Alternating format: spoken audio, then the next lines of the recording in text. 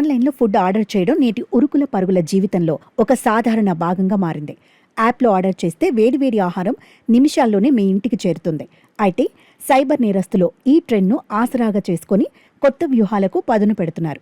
ఇటీవలి food delivery పేరుతో మోసగించిన అనేక కేసులు వెలుగులోకి వచ్చాయి. కొన్నిసార్లు ఆర్డర్ రద్దు చేశారని పేర్కొంటూ నకిలీ కాల్స్ వస్తున్నాయి. కొన్నిసార్లు రీఫండ్ అనే నెపంతో ఓటీపీ లేదా బ్యాంక్ వివరాలను తస్కరిస్తున్నారు. కొన్నిసార్లు డెలివరీ ఏజెంట్లుగా నటిస్తూ మోసగాళ్లు లింకులను పంపుతున్నారు. వాటిపై క్లిక్ చేయటం వల్ల మీ ఫోన్ లేదా బ్యాంక్ ఖాతా ప్రమాదంలో పడవచ్చు.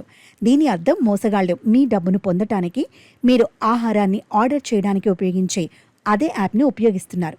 ఈ విషయాలను గుర్తుంచుకోవడం చాలా ముఖ్యం.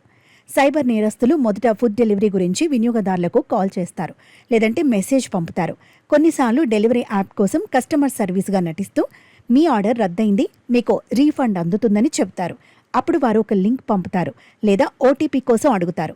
మీరు లింక్ను తెరిచిన తర్వాత లేదా ఓటీపీని షేర్ చేసిన తర్వాత మీ బ్యాంక్ ఖాతా నుండి డబ్బును విత్డ్రా చేసుకుంటారు. కొన్ని సందర్భాలలో మోసగాళ్లు నిజమైనవిగా కనిపించి నకిలీ యాప్లు, వెబ్సైట్లను కూడా సృష్టిస్తారు.